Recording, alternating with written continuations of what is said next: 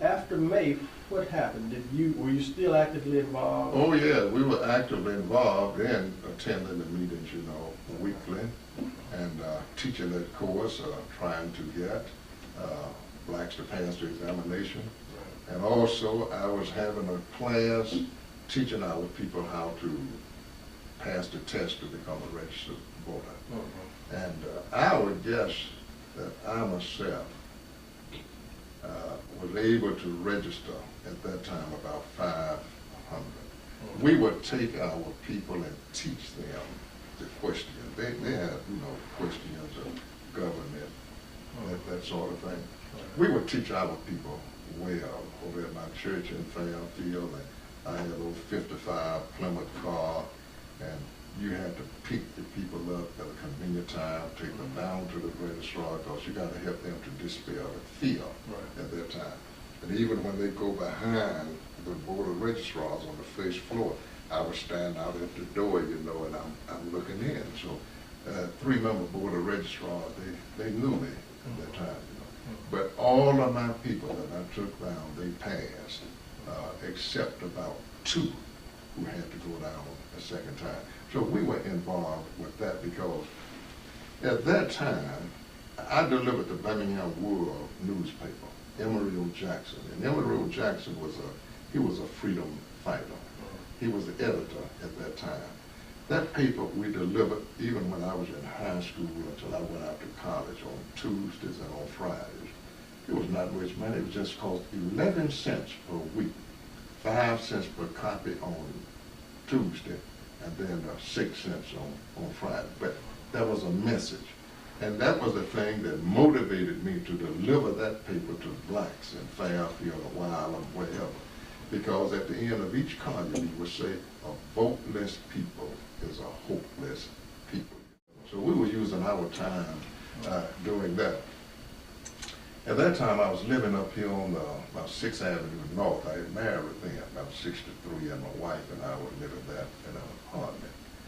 And I remember several booms that went off. I remember the one down on Center Street. That's where Arthur Shores was living then, and where the housing community is. And I never will forget, we went down that night when we heard that boom went off. We went down, and they had shot, and I believe one shot in one of those apartments. We could see the window holes and everything. And amazingly enough, the next morning before 12, they had gone in and repaired everything that had been shot, you know. You couldn't see any evidence whatsoever. And so bombs were going off at that time. There was another one over here on 3rd Avenue North at a little filling station. We never could figure out why that one went off, you know. And but nevertheless, it was a boom. Now, where I was living at that time, you could hear these things when they would go on.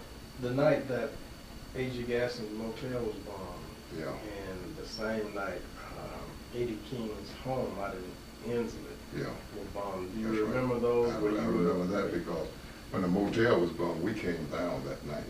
We came down that night. What was that scene like the night that you came down after the motel was bombed? It just looked like just one of mass confusion, you might say.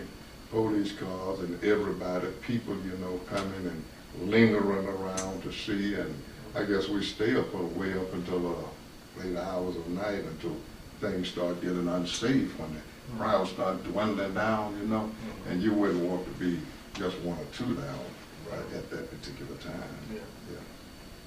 September 15, 1963, bombing of 16th Street Baptist Church.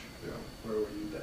I was at church at that time, and my church was Pleasant Grove Baptist Church in Fairfield. And there we'll forget when we got the word that the church had been gone at that time. What was the atmosphere in Fairfield and Birmingham during that time? Because as you said, there were any number of bombings that had taken place.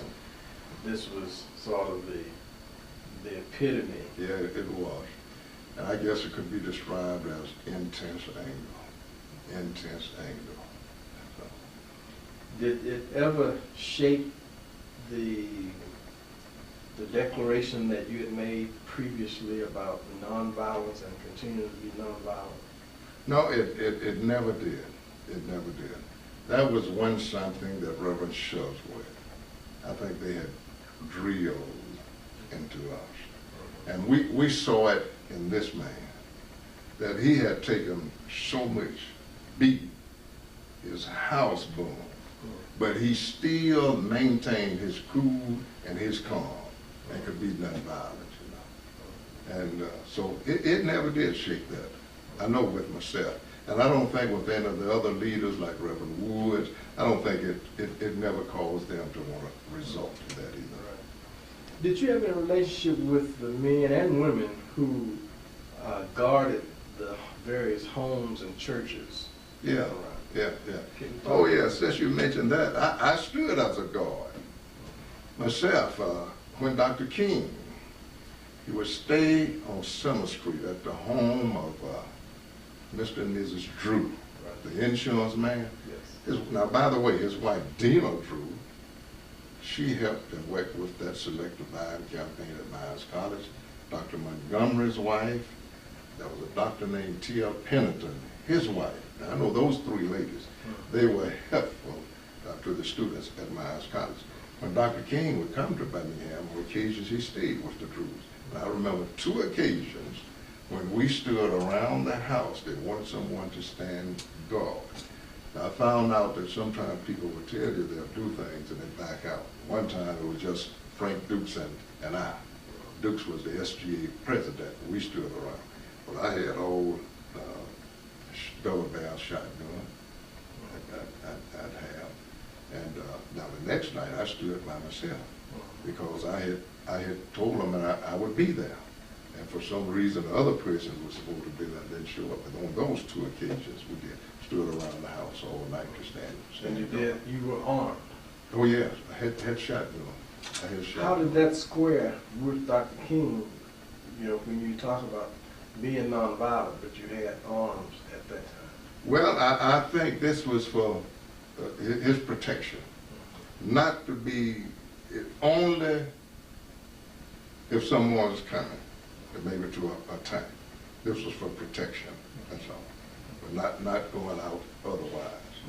Now, I remember one of the guards, or one of those other guards, was a man named Will, I believe. Will Hall.